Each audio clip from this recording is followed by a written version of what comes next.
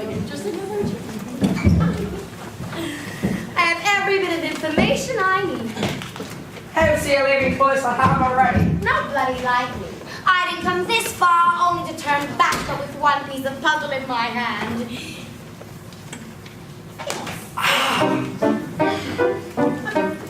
Never in my wretched life have I been so close to getting anything. I never understood those in life who ease up just when they can push on. Once I bet me lost 10 pence and won. Twice as rich now, friend said, call it done. How sad I said, that's your wildest dreams, eh then? 20 pence instead of 10, I doubled up my bets again. In life you stop the same as when you're done. If you lose, you're just where you begun. If you won, don't quit while you're ahead, just rest your lesson up instead. Don't try to think what move might be the best. Use the heart that beats within your chest. Never rest. Don't quit while you're ahead. Sing out, there's more in store for me. I see my dream ship finally coming in like a steamship, anchored into wind. Lift your chin. Remember what I said. Don't quit while you're ahead. Let go. I know there must be love is yet to be. Only just 3 weeks away from me, hopefully. Don't quit while you're ahead. Don't worry how you tread. Who cares? And there's one chance, one pipe dream that is mine, no romance, quite ripe upon the line. Don't resign. No victor ever fled. Don't quit while you're ahead. Too steady. Ta-ra, ta-ra. Boom. Then you dash it, hooray-hurrah. Boom. Then you dash it, hoo-la-di-da. Don't quit while you're ahead. Don't say your ultimate farewell. Well, I know, don't let the moment go to waste, not with victory close enough to taste. Heed the call with all due haste. For God's own sake, so raise the stake. You struck a lucky vein, never break through any lucky chain of refrain. Don't quit while you're ahead, that's easy on your set. You'll see ta-ra, ta-ra, boom. Then you crash it, ooh-la-di-dee. Boom! Then you crash it, ooh-la-di-dee. Don't quit while you're ahead. Sing out, there's more in store for me. There's much more for me. There's much more for me.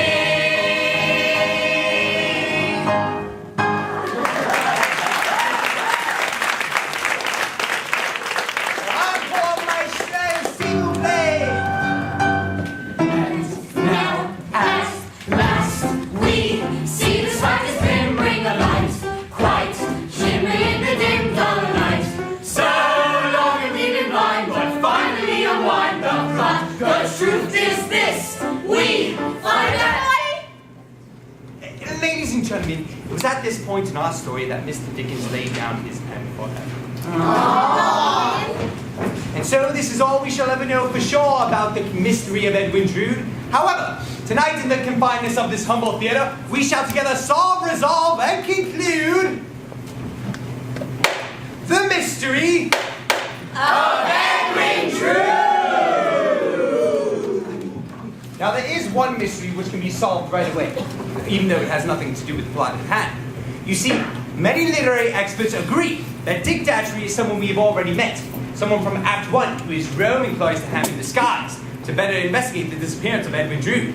And as many of you may have already found out, Miss Alice Nutting is portraying Dick Datchery tonight.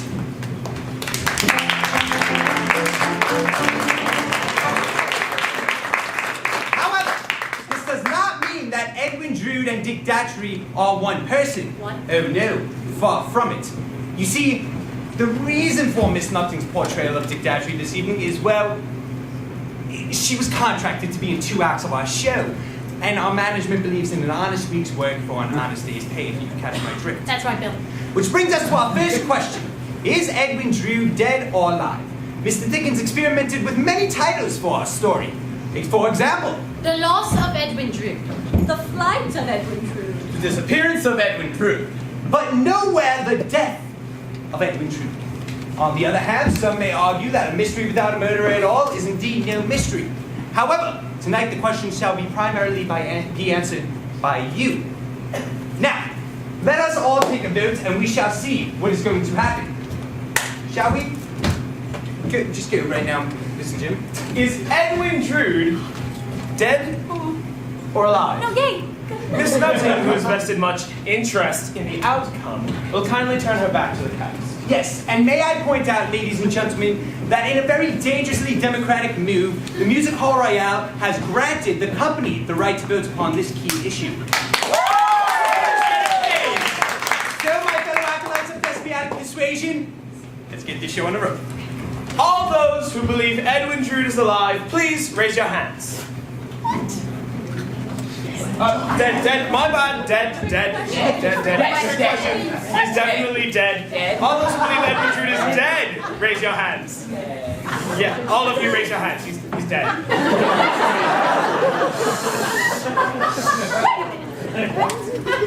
All those who believe Edwin Drood is alive, do the same now, if you please.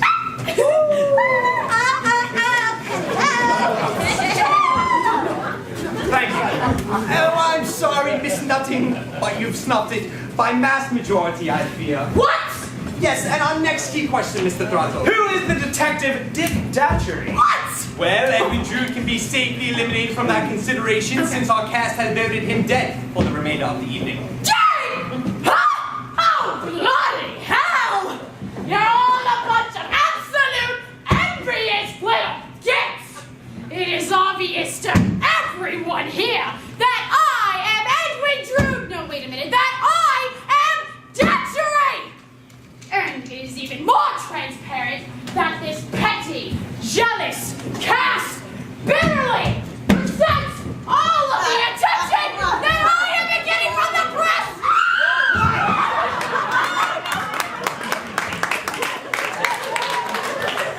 Shut up! Goodbye all! Not again! Well, I'm chilly. Do not believe the week we are having with her. First, her dressing room was too small, then her mustache was too long. I told her we were splitting hairs, but please yourselves, yes, that was fun. But please yourselves, ladies and gentlemen, I do apologize for this bit of unpleasantry. Would it have been a flawless evening if I say so myself? Yes. However, for the sake of our cast and for our story, I must strenuously point out that many literary experts disagree with Miss Nutting's contention that Edwin Drood and Dick Datchery are one in the same person. Oh no, that leaves us with many other suspects for the face behind the beard. What about Helena Landless? In Act 1, Neville revealed about her. In desperation, Helena tried on more than one occasion to escape our stepfather's cruel and miserly hand, even disguising herself as a boy. A hit, a palpable hit, but it's a meaningful thrust or misdirection. Why would Helena Landless pursue John Jasper under the given circumstances? Not under any circumstances. But the candidates hardly in there. What say you of Basil? I long to play a larger part. Who more likely to don such melodramatic garb and seek the spotlight? Or why else does he appear in our story at all? From my earliest remembrances, I have been secret and revengeful.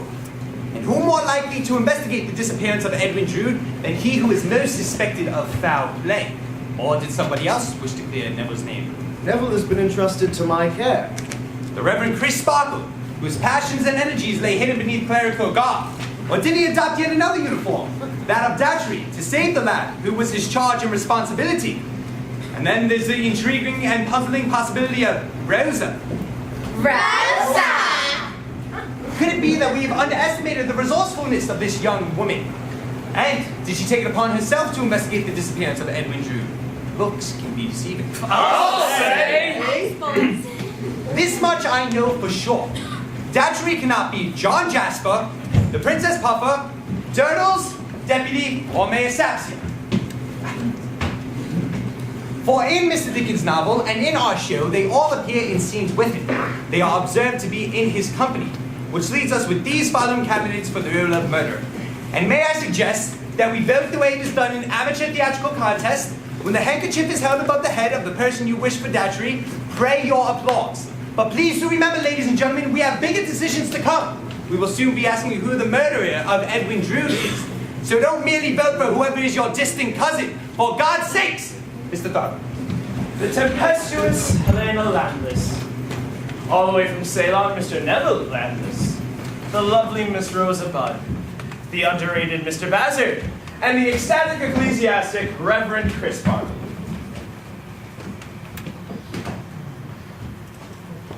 Miss Landless. Mr. Landless. Miss Budd.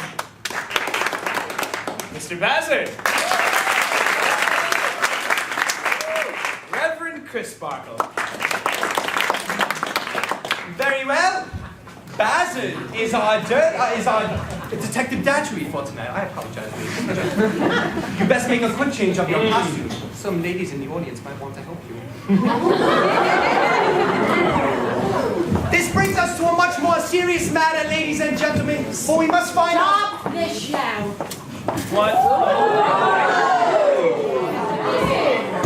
Listen, Bill, I'm going out to town and...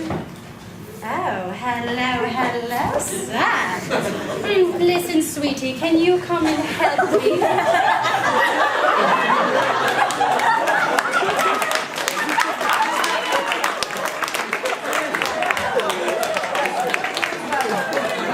Oh my goodness. I do apologize, ladies and gentlemen. Such appalling behavior is due entirely to upbringing. Her parents were in the iron and steel business. Mother irons and father steels. Oh, you mean to tell me you didn't like that one? No. Well, how about this then? She was once an orthopedic soprano. She sang all the joints. Oh, so that's the mood we're in. No matter, this brings us to a much more serious matter. For in every mystery, we must find ourselves a killer, a culprit, a fiend. In short, we must find the murderer of the late, vanquished, vanished, departed, disappeared, only lamented character, Edwin Drood. And ladies and gentlemen, may I suggest the most obvious candidate for the part, Mr. Clyde Pageant as John Jasper. Come now, ladies and gentlemen, let's be serious. I ask you, is this the face of a murderer?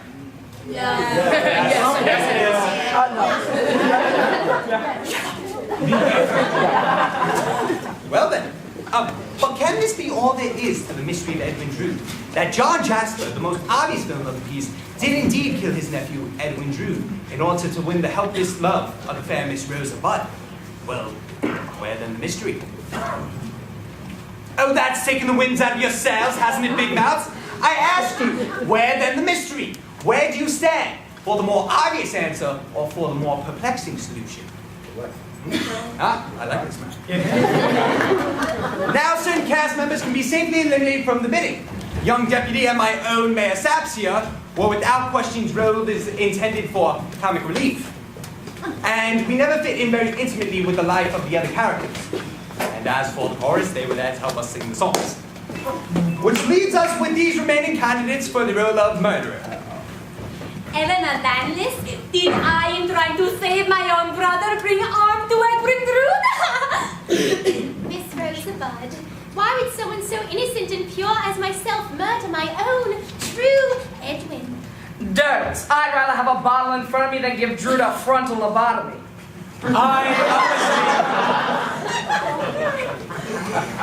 Never Landless.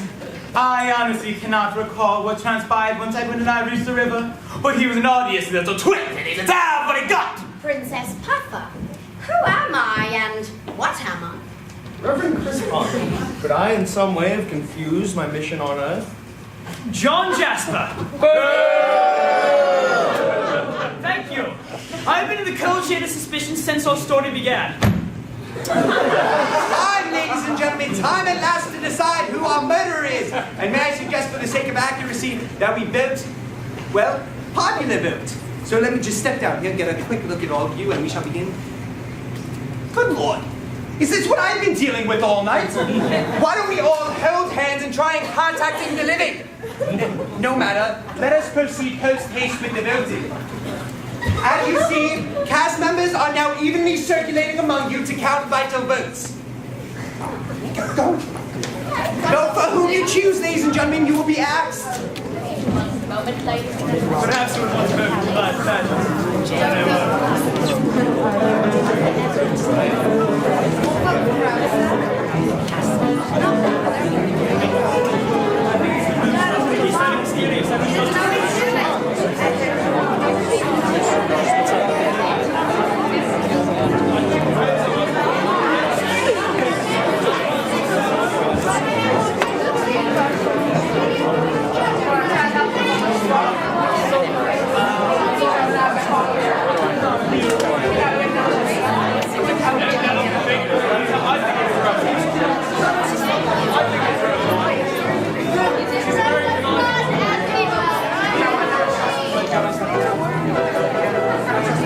Is everyone voting? Did you guys vote over here yet?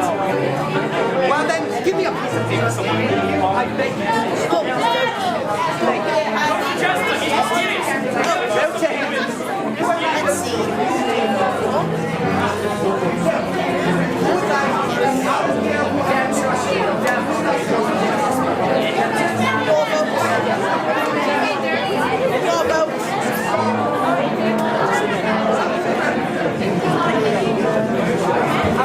Who do you vote for?